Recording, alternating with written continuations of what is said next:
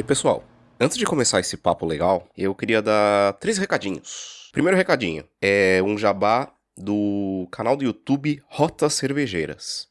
É uma websérie sobre cerveja artesanal e viagem. E o pessoal do canal tá visitando agora, na primeira temporada, a Patagônia e o Rio Grande do Sul. Então é bem legal você ver, porque eles misturam a questão de cerveja, de plantio, de esportes, de aventura, tudo no mesmo canal. Então eu vou deixar o link no post, né? No post do programa. Aí você clica lá ou você busca por Rotas Cervejeiras no YouTube. Segundo recadinho é que eu estive no podcast Marte Sai, do Ricardo, que vocês tanto conhecem, né? Tá sempre por aqui. Só que dessa vez para falar mais sério. Nós gravamos um programa sobre trabalhos de mulheres negras na gastronomia. E o Ricardo ele chamou a Thaís de Santana Machado, que ela é doutoranda em Sociologia na Universidade de Brasília, e o seu objeto de pesquisa é a biografia de chefes de cozinha negras do Brasil, para entender melhor como se constrói essa assimetria de raça e gênero no campo da cozinha. A Thalita Flor, que é atriz, palhaça, cozinheira e chefe de cozinha do primeiro buffet vegano do Rio de Janeiro, também foi convidada para falar melhor, afinal, né, não era exatamente o meu lugar de fala, eu tava lá só para dar alguns apontamentos e eu prometo que eu fiquei a maior parte do tempo quietinha. E o último recado é: indo na contramão de tudo que vocês viram aqui, eu fui convidado pelo Keoma, do podcast Bando do Unicórnio Gordo, Bug, número 6, pra falar sobre gordices e nojeiras. E, bom, digamos que tudo que eu não falo no Refogado eu falei lá. Desde miojo de tomate da turma do Dudão até banheira de natô. Então, escuta que tá muito legal. Todos os links estarão no post. Mas se vocês quiserem buscar no Spotify pelo Marte Sai, número 56, ou pelo Bando Unicórnio Gordo, ou Bug, número 6, vocês buscam também. E é isso. Agora a gente vai ouvir as histórias de Dona Elisa com a Natália. Eu sugiro vocês ouvirem 2 vezes. Tá bem legal e bem emocionante esse episódio. Tá bacana. Vamos lá. Vamos escutar. Tá ouvindo esse barulho? Refogado.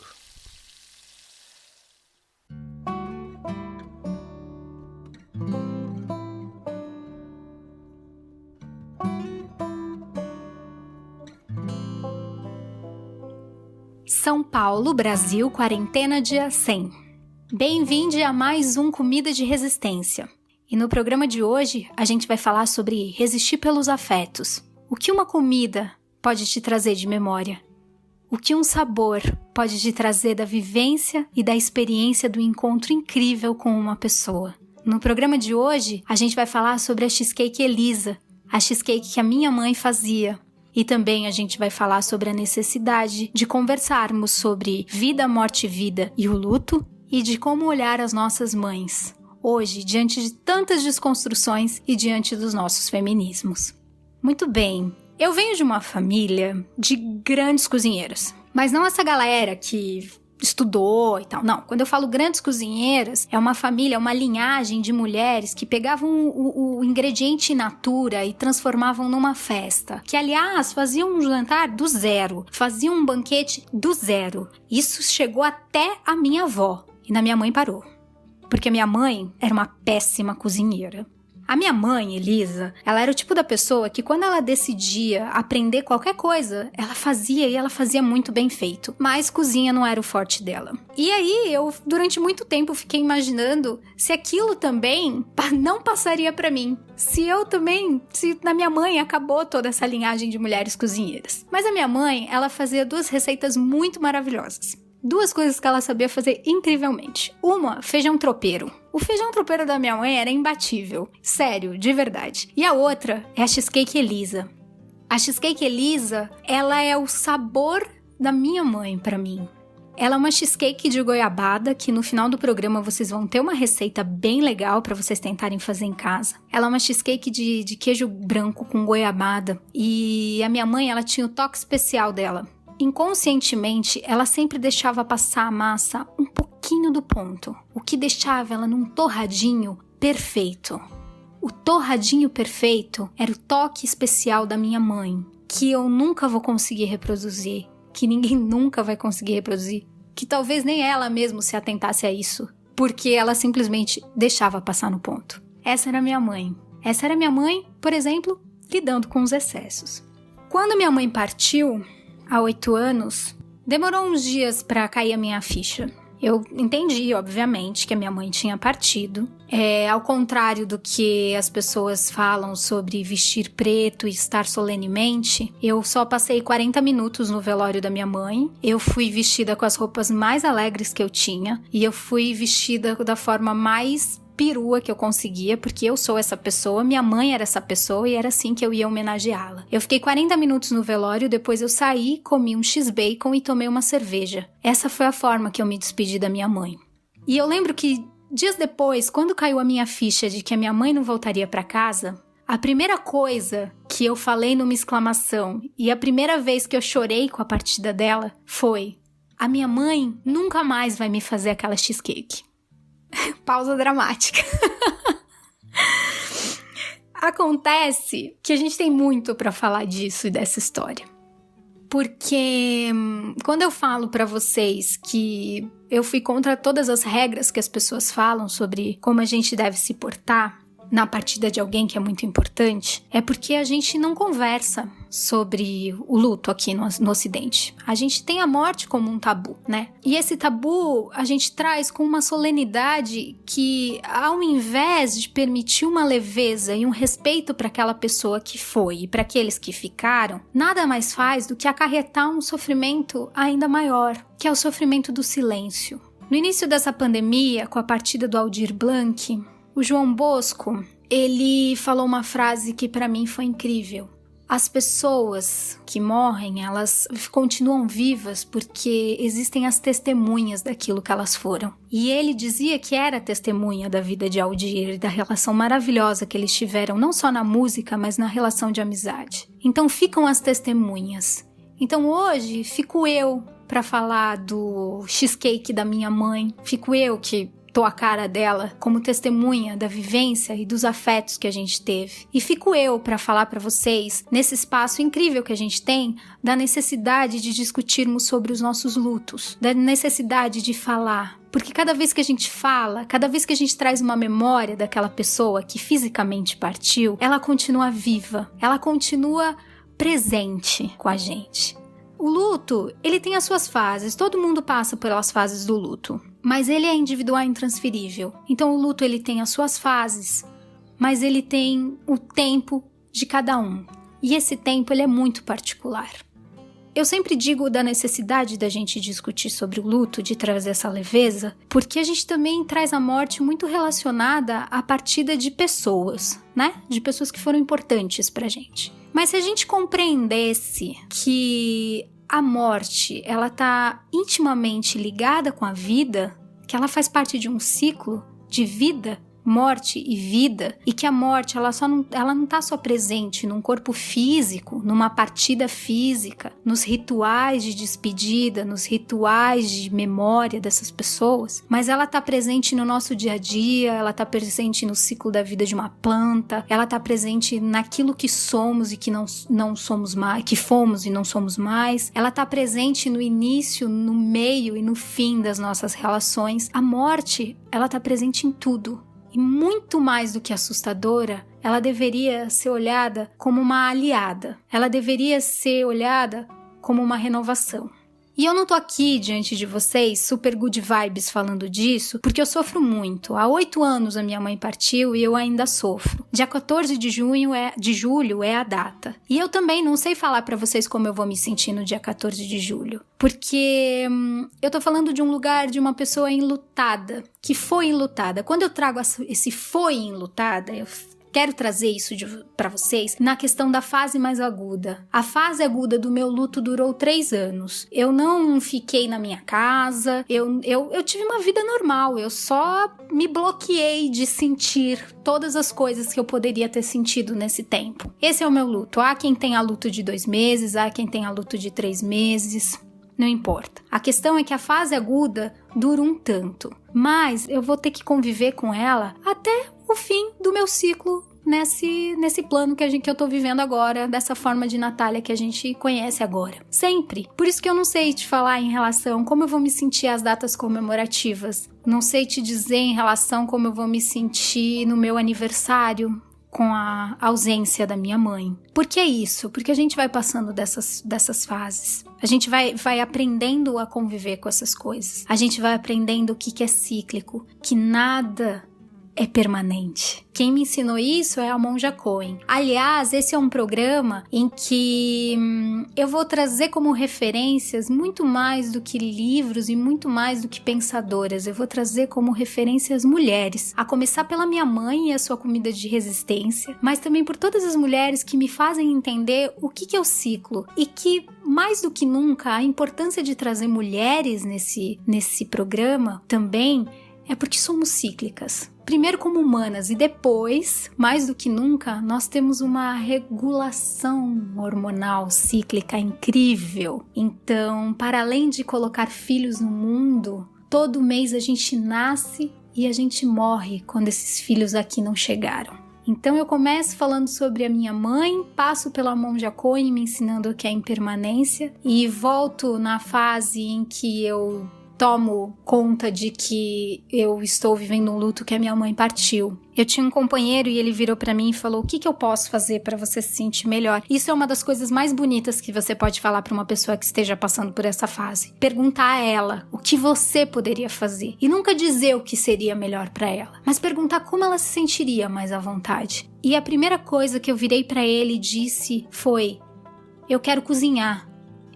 Naquela época eu tava um pouco ligada nesses programas do GNT, a Rita Lobo, o Olivia Anquier, eu via todos esses programas, gostava muito. E só que eu não tava efetivamente na cozinha. E aí eu virei pra ele e falei: eu quero cozinhar. Ele me deu de presente o panelinha da Rita Lobo. E eu lembro que eu fiquei durante dias cozinhando muitas coisas. A primeira receita do panelinha que eu fiz foram os ovos beneditinos. Anos mais tarde, eu fui cobrir um paladar Estadão e a Rita Lobo tava lá. E aí, quando eu fui entrevistá-la, eu falei: Rita, foi você que me ensinou a cozinhar. E ela sorriu, ficou feliz, porque ela deve ouvir isso de milhares de pessoas o tempo todo. E era a mais pura verdade. A Rita, ela me ensinou a cozinhar não só através do livro dela, mas é porque a cozinha também tem muito disso, muito dessa fase da vida, da morte e vida, que é a partir do tempo das coisas. A cozinha nos mostra o tempo das coisas. É necessário um tempo para que o cru se torne cozido. É necessário um tempo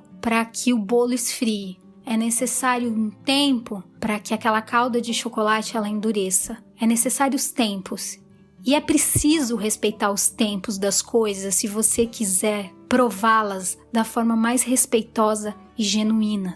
A cozinha, ela diz muito sobre isso. Foi na cozinha que eu vivi o meu luto. Foi com a saudade, com a consciência de que jamais eu comeria novamente a torta da minha mãe, a cheesecake da minha mãe, que sempre acabava queimadinha, que eu tomei consciência da falta que ela me faria. E foi através do tempo das coisas que eu comecei a perceber o quão importante é a gente conversar sobre os nossos lutos e sobre a vida cíclica que nós e as coisas têm. Eu já tô me estendendo muito em relação a isso, mas eu fico imaginando que a minha mãe diria: Natália, você tá fazendo um programa justamente para falar do meu aniversário de morte? E eu diria pra ela: não, Maria Elisa, não estou fazendo um programa para falar do seu aniversário de morte. Eu tô fazendo um programa para celebrar a sua vida. A minha mãe, ela era uma pessoa muito peculiar e muito incrível. E não é porque ela era minha mãe, não. Porque é isso. Quem conheceu a minha mãe sempre traz lembranças. E pra mim é muito maravilhoso ouvir as pessoas trazendo as memórias dela. Porque faz com que ela seja presente. Faz com que cada vez mais eu olhe a minha mãe, não como minha mãe, mas como mulher. Mas como pessoa. Eu acho que faz um pouco de falta a gente olhar as nossas mães com essa delicadeza e generosidade de que são pessoas. Eu lembro de uma situação Um dos primeiros protestos que eu participei na minha vida, eu não contei pra minha mãe. Porque eu sabia que ela ia enlouquecer. Que ela ia falar, para menina, você não pode participar desse protesto, que loucura, tá se colocando em risco. Eu fiquei 60 dias em greve na minha faculdade, tomando todos os cuidados pra não aparecer nas fotos, nem nada. Teve um belo dia que quando o reitor caiu, que a gente conseguiu que esse reitor caísse, que eu me descuidei e a minha foto foi parar na primeira página do jornal.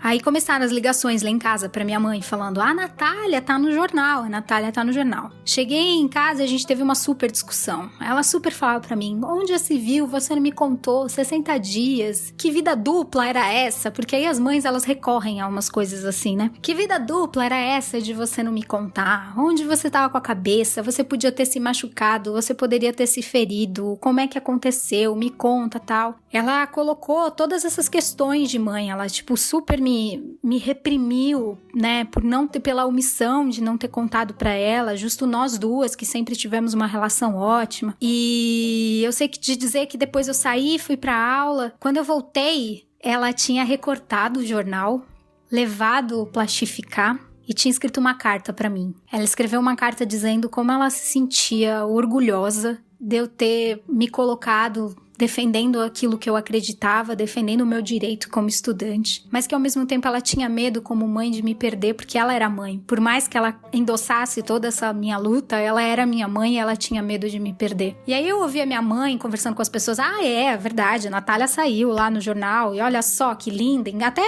plastifiquei, tá aqui em casa. E eu falava assim, gente, minha mãe é muito louca, ela meteu o pau em mim, a gente teve uma super discussão e agora ela tá super orgulhosa. Eu demorei um tempo pra entender que as mães têm medo.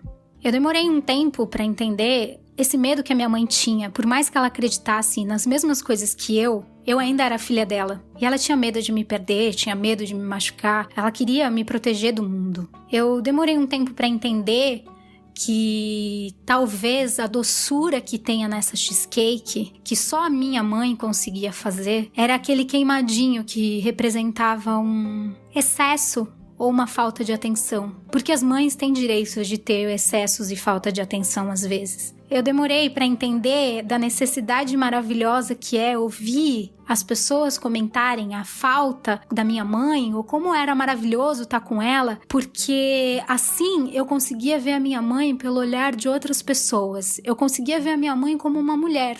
Eu conseguia ver minha mãe como uma pessoa para além da minha mãe. E aí eu percebi como às vezes a gente não olha as nossas mães. Quando eu falo isso, não é um clichêzão pra dizer, olha, valorizem suas mães, porque quando elas forem embora, vocês vão sentir falta, e vocês vão mesmo, vão por mim. Independente se você tenha 1 ano ou se você tem 80 anos, se você foi capaz de vivenciar a experiência de ter uma mãe tão incrível quanto a minha, ela vai fazer falta. Ela sempre faz falta. Ela faz falta na escolha da roupa, que às vezes eu tô em dúvida, ou no colo que eu preciso. Ela vai fazer falta. Mas o que eu quero dizer é, enquanto mulher, trazer pra isso, porque eu tô muito além do que como uma filha trazendo essa comida de resistência. Talvez essa cheesecake, quando eu falo que é uma comida de resistência, ela é para além de dizer da falta e da saudade que eu sinto da minha mãe, é dizer pra minha mãe que hoje, como mulher, aos 34 anos, eu aprendi a olhar com ela com a generosidade que ela merecia. Tem uma sociedade toda para apontar o dedo na cara de todas as mães e dizer como elas devem ser, o que elas devem suportar, todas as coisas que elas devem ou não fazer, o quão perfeitas elas têm que ser. E elas são mães. A minha mãe, talvez ela tenha sido tão maravilhosa porque ela foi muito imperfeita. Tem muitas coisas que eu trato em terapia, de coisas que a minha mãe, que a gente considera como um erro, como um excesso, em termos de criação, mas tem muitas coisas que ela fez assim, tentando acertar. Então, essa comida de resistência hoje, para além de ser uma comida de resistência na saudade, é uma celebração da vida da Elisa, como todas as mães que são imperfeitas e que fazem parte e que fazem falta sempre. Eu dedico esse programa a ela, a Maria Elisa, a minha mãe, imperfeita, que era uma péssima cozinheira e que por ser tão incrível, mesmo cozinhando mal, faz parte desse podcast hoje.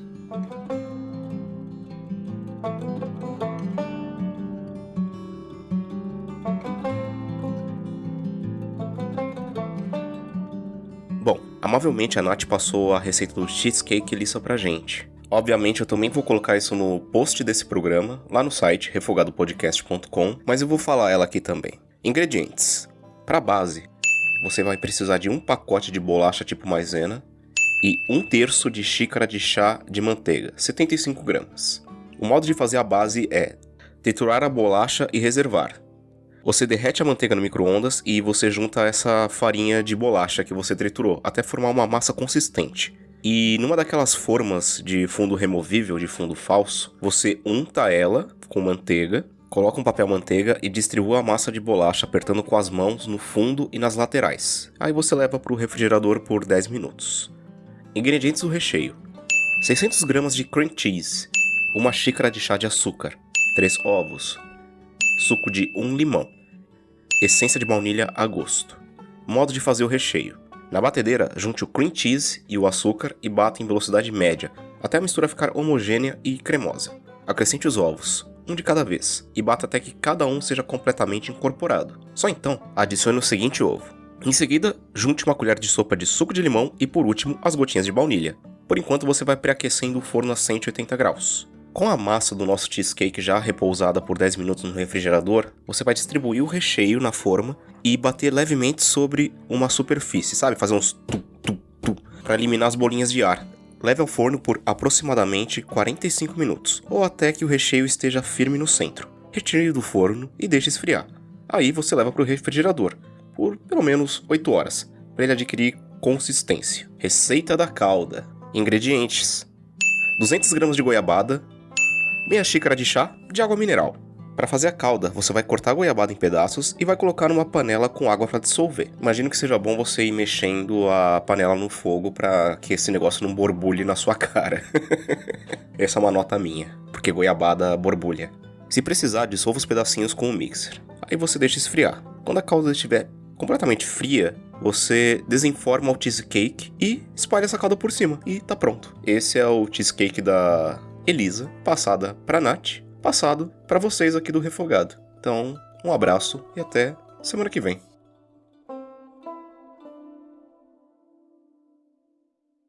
Portal Desaprender, onde houver certeza que eu leve a dúvida.